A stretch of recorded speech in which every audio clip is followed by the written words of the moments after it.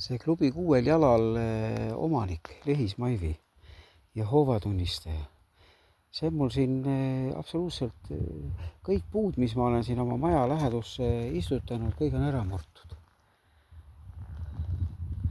Täna avastasin siis jällegi minult okupeeritud maa omavoliliselt. Ja siin on, mis vähegi küüne alla satub, see inimene lõhub kõik ära.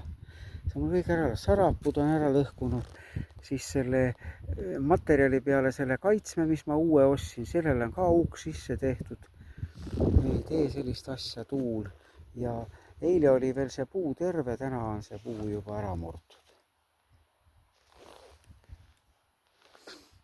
Siia ma panin kohe 1, 2, 3, 4, 5, ma panin terve rida, siin ei ole enam ühtegi.